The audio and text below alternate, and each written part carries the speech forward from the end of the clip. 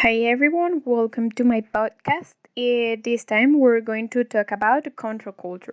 Well, to start, in all societies we find a predominant culture which sets the standards for what is accepted and what's not.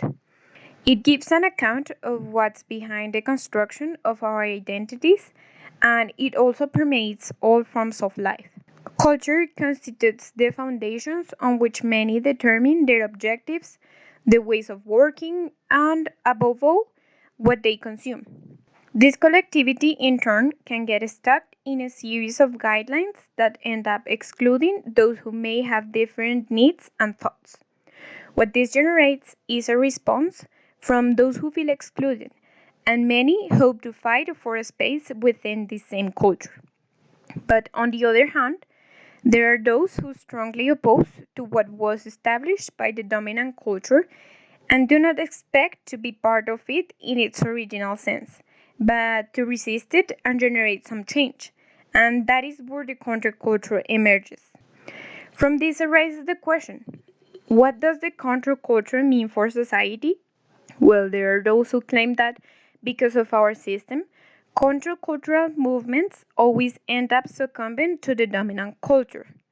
Luis Brito, an historian and a writer, states that the system manages to appropriate the symbols of subcultures by producing them in a massive way, which generates a direct affectation towards the values of the counterculture. There are also those who consider that the counterculture's effort to change the system have been all completely in vain. For Hidden Potter, in their book The Rebel Cell Why the Culture Can Be Jammed, affirmed that the kamikazes of culture are not the first to try to destroy the system by altering consumption patterns. The counterculture has been playing the same game for 40 years, and it obviously doesn't work. From these perspectives, the counterculture loses all meaning when it's perceived that there is a certain type of submission to that same system which they are in conflict with.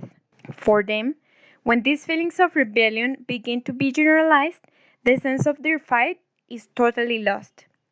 Well, from my perspective, countercultural movements, while they end up being absorbed by the dominant culture, they allow the inclusion of many of the groups that have been socially marginalized, which for me is more significant than the mere act of opposition. An example of this is the case of Ruby Bridges, the first black American girl who was able to study at a school attended only by white students. The movement against the established culture of segregated education was shaken at the time when a system of racial integration was proposed in New Orleans. While the system stemmed from a public policy on the part of the dominant culture, this initiative was more deeply rooted in the ideals that the American black counterculture was fighting for. Another example, much closer to home, is the critical pedagogy that has its beginnings in the pedagogy of the oppressed promoted by the Brazilian pedagogue Paulo Freire. Luis Brito, the author that we mentioned before, also states that education has been one of the means used to operate culture.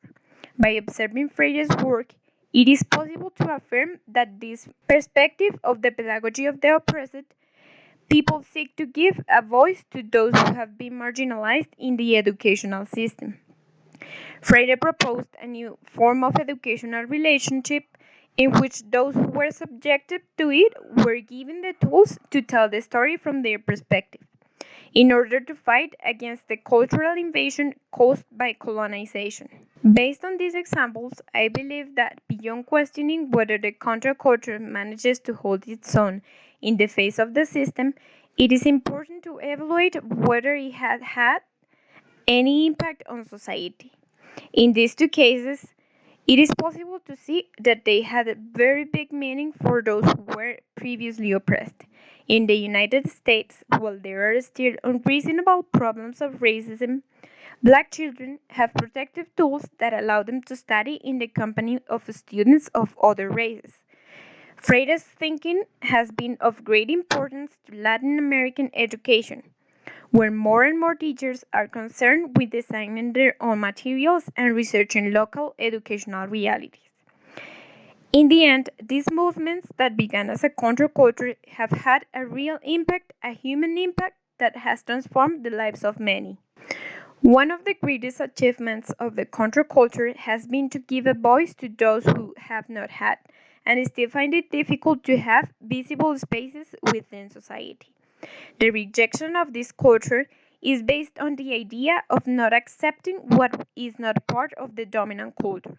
Throughout music, aesthetics, thoughts, and ways of living and thinking in general, it has been possible to open a space for many more people. The influence of music in these countercultural movements has been of great importance. Throughout music, problems that society does not generally talk about are made known. Racial segregation, that prevailing machismo, gender roles, senseless wars, all of this was part of the content presented through music. Artists such as Patti Smith, Jimi Hendrix, The Slits, David Bowie, The Beatles, Sex Pistols, Ed James, and others have made all these situations sound unfair to many. In these musical spaces, people of all kinds could come together. In there, race, gender, socioeconomic status were not reasons for exclusion.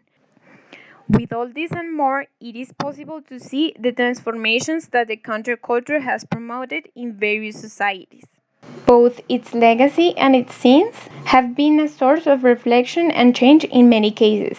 It is not possible to deny that these movements have been the beginning for the spaces of participation of those who try to live behind this classist, racist, and sexist system.